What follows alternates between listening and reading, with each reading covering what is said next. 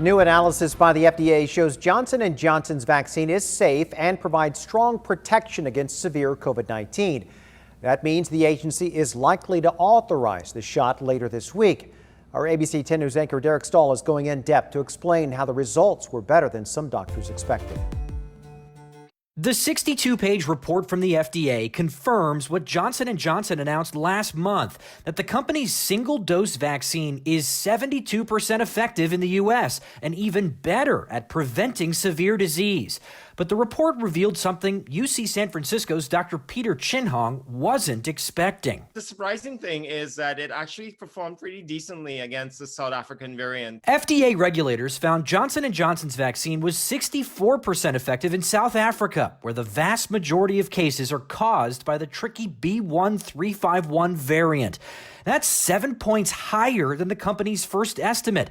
And the vaccine kept people out of the hospital. It was 82% effective against severe disease from the variant. Above 80% efficacy in severe COVID-19 disease is something to celebrate. I think it's cause for hope after we've been feeling kind of down and scared of this variant. Johnson & Johnson's vaccine worked well across different ethnic groups and ages, but it appeared less effective in people over 60 with underlying conditions.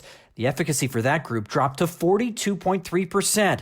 But Dr. Abby Ololade of Sharp Reese Staley says we shouldn't put too much weight on that number. They actually mentioned in the study that it may have been a statistical issue and it may have been a lower number of people in that age range that confounded the data. You shouldn't say that because you're in a certain age group, you're going to pick and choose. This is an effective vaccine, and so that's the important thing. You should get which one is available to you. When it comes to safety, the FDA found no specific safety concerns that would stand in the way of an emergency authorization.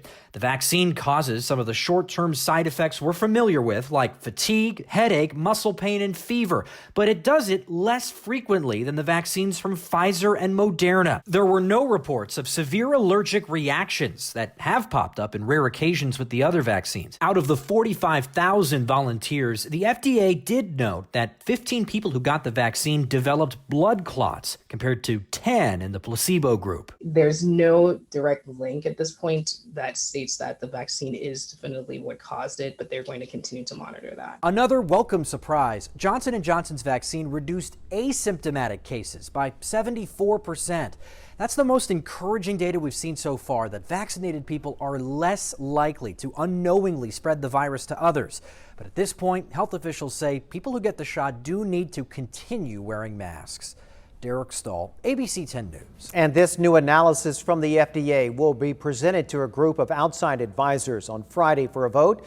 Johnson & Johnson says it will have 4 million doses ready to go once the FDA does give the official green light, which could come Saturday.